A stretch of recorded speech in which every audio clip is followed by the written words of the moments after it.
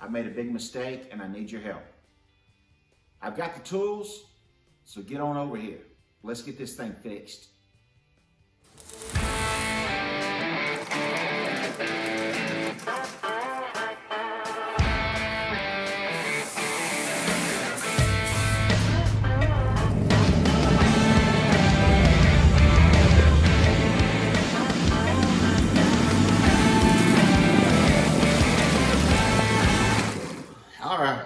This is not a paid commercial or anything like that, but I love using these guys for headers. They always fit. Got my fingers crossed on this one. This is kind of a custom application for them and me, but I used a stock part number that they offer. 40961 Impala. I did do custom motor mounts. I built custom motor mounts for the motor, but I used the original motor mounts as a template when I, was doing the cool custom ones. So hopefully everything is gonna be okay. It's got a custom firewall. I pushed everything up just a little bit in the transmission because we put that 6-speed Tremec in there. So we're gonna take these Sanderson headers out of the box. We're gonna see how close they come to fitting our little project. First of all, they come packaged very, very well. It's a really, really nice piece. You know me, I don't usually like to leave name brand stuff on,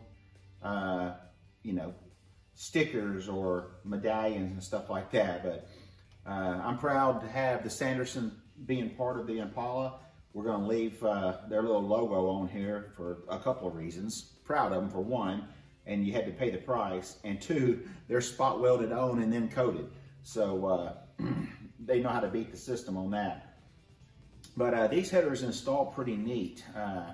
They've got a really, really thick flange, and they've been machined down after the pipes have been welded, and they don't use a gasket. They actually use a tube of sealant that goes around that really, really works. So let's get this passenger side header put on, and we're gonna test fit these and see if they fit the custom tin work that I did.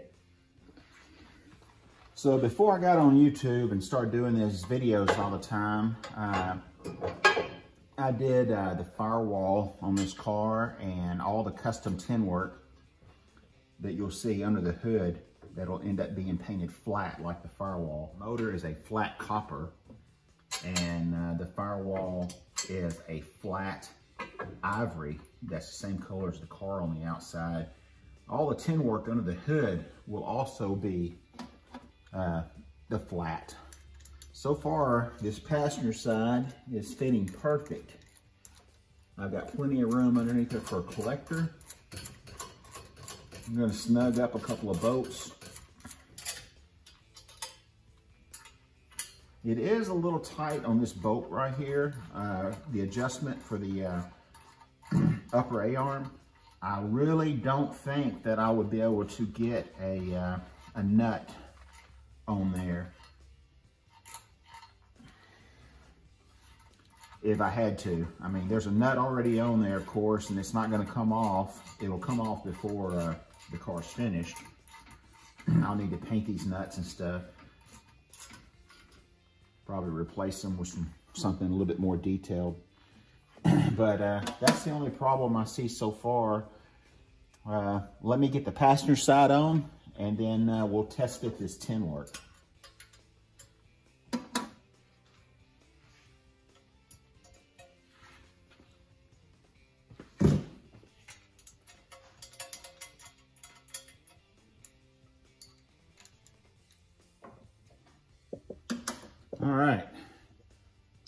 All right, so I'm running into the same problem on this side as I did the other side. The front control arm bolt is very, very close. That may have something to do with me repositioning the motor.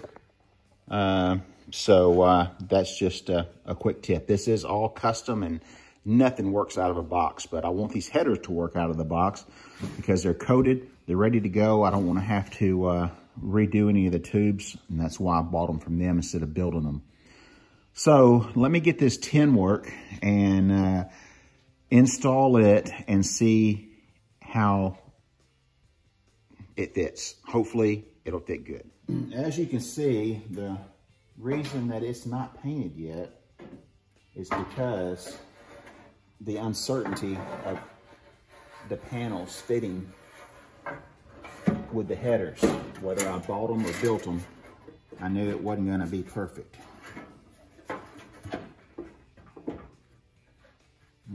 So far, from what I can tell, it looks okay, but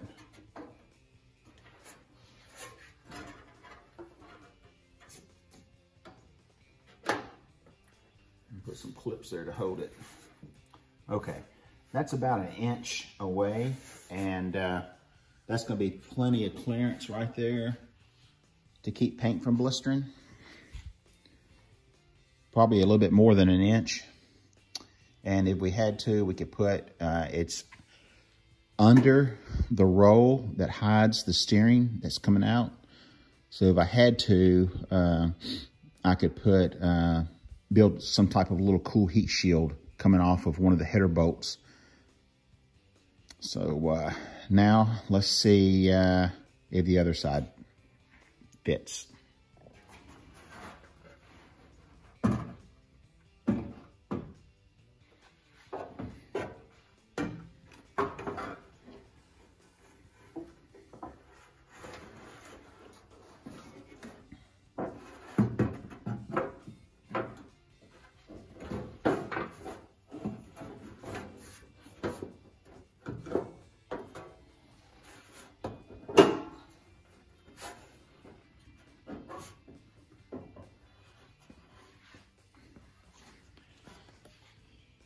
All right, as you can tell, I had already tried to fit it. It didn't work.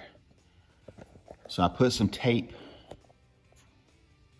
on it because I knew I was gonna have to trim it. You can see how close it is down there. Now it's not pulled up to the firewall where it'll eventually meet, but there's 2 tubes. The 2 back tubes are definitely touching the panel.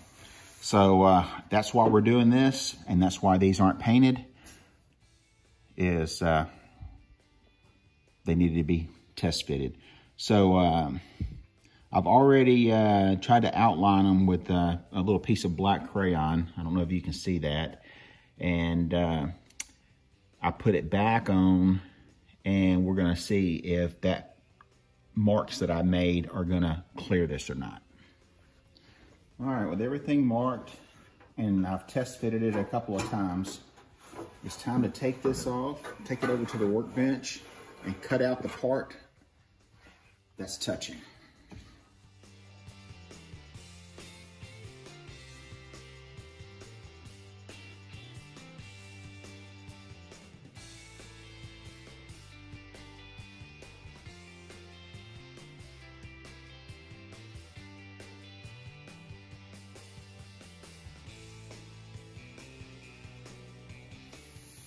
All right, so we got this trimmed.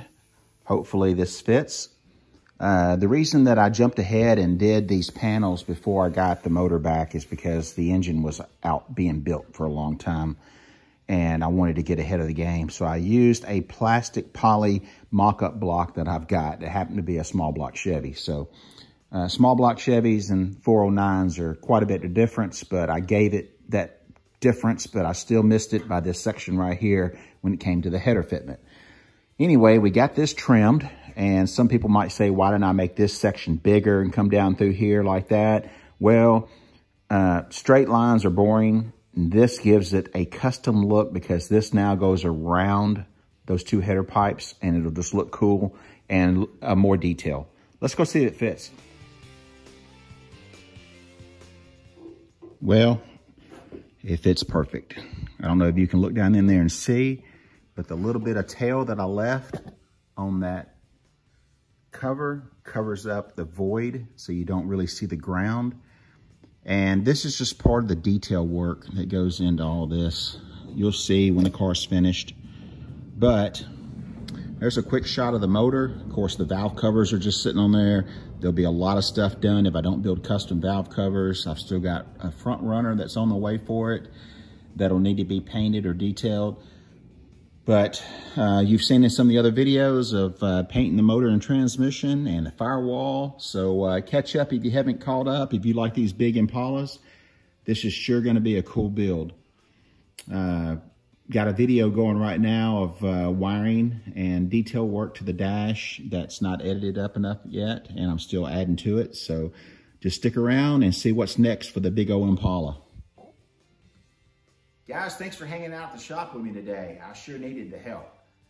The old Impala got some love, got several steps forward, and really no steps back other than having to trim that panel, which wasn't a big deal, and it just gave the car a little bit more character. Let me know what you think about the project, and let me know what you think of, that you want to see next on this car. Anyway, as always, thanks for all the support with the channel and getting this thing growing. It's really going great. Well, anyway, if you're through watching, get out in the garage and go build something. Till next time.